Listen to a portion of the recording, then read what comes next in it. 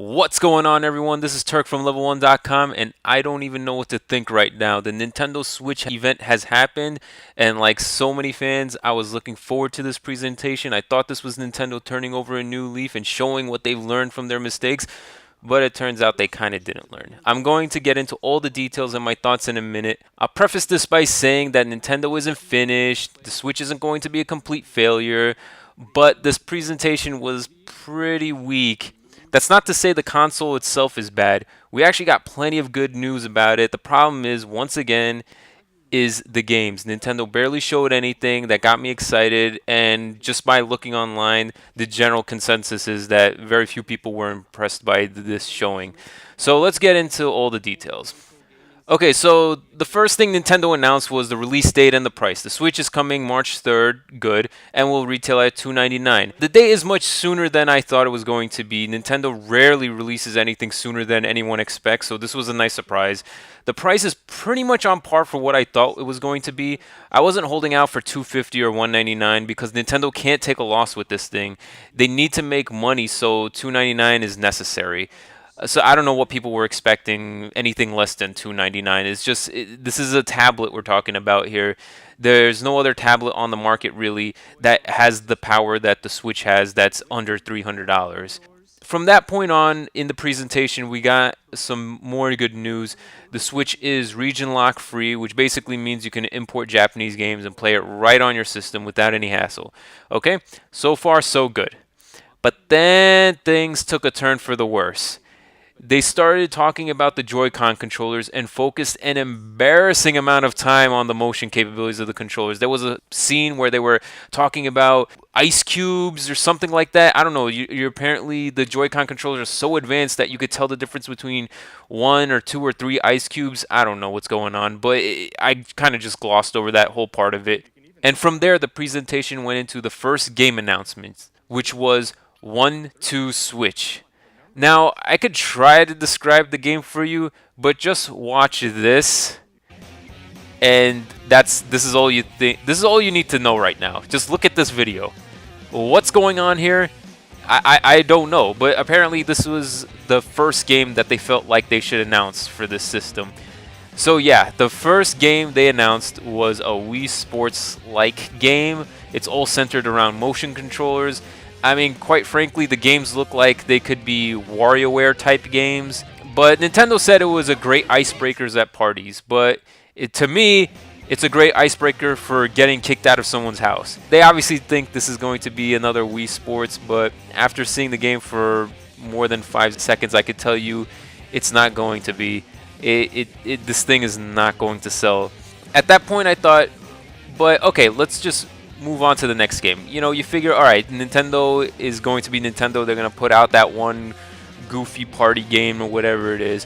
Okay, so we move on to something a little bit better. The next game they announced is called ARMS. It's a competitive boxing combat game that also uses motion controls. It's kind of similar to Wii Sports Boxing, but it's a full-featured game, I guess, based on what they showed.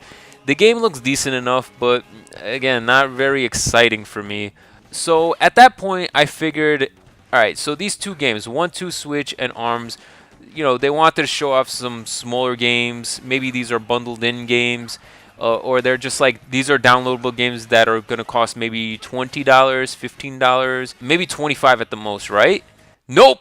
They're full retail priced games. 1-2 Switch is $50 and ARMS is going to be $60. Those games are definitely not going to sell. Okay, so skipping the games no one's going to buy, we did get a few good announcements. Splatoon 2 is coming out, not on launch day, it'll be out in the summer. But what's there looks good. It looks like a Splatoon sequel should look like. It's got more characters, it's got more stages, more weapons, more gameplay modes. I mean, that's pretty much all you really need at that point. So if you're a Splatoon fan, obviously this is great for you. I'm personally not into Splatoon that much, but I recognize that it is a good game. They're trying to build a franchise out of it, and the first game did sell well, so it makes sense for them to give a big push to Splatoon 2. And of course, the big game was Super Mario Odyssey. The good news is it's going to be similar to Mario 64 and Sunshine in that it'll be an open world type game, so not like 3D World. It's not going to be a 2D platformer, but a full open 3D world.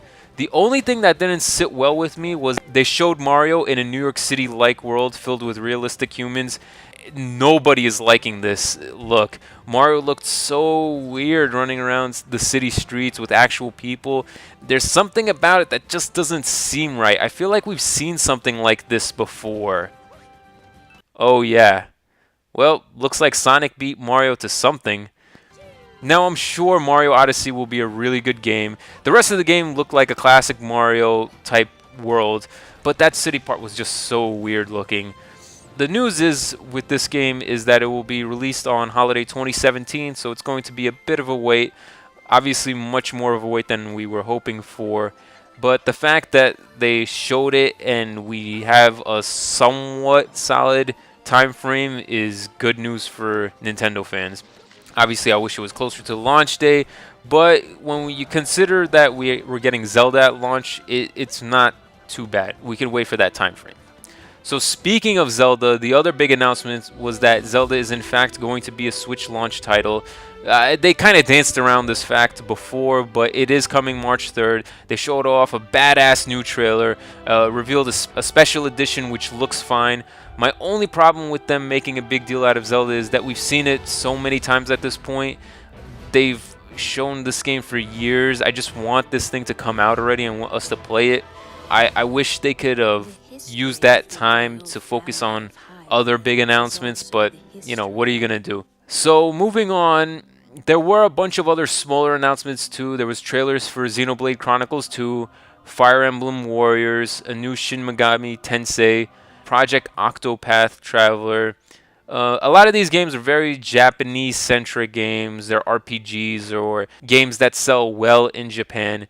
But then they announced FIFA is coming to the Switch. Okay, I guess that's good. I mean, FIFA is pretty much on every system. I don't know if they really needed to make a big announcement about that. They couldn't think of anything else to talk about in the presentation. I don't know.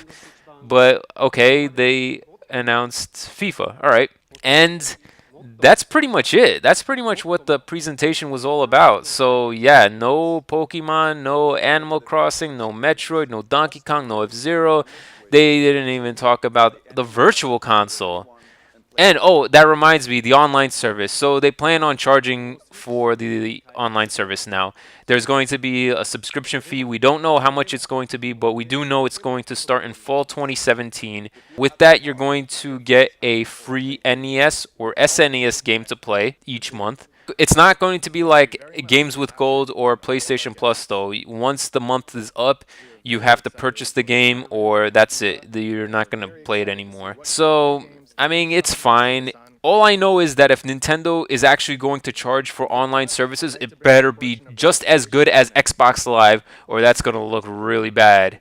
I'm talking no lag, easy to use, easy to set up matches, everything like that.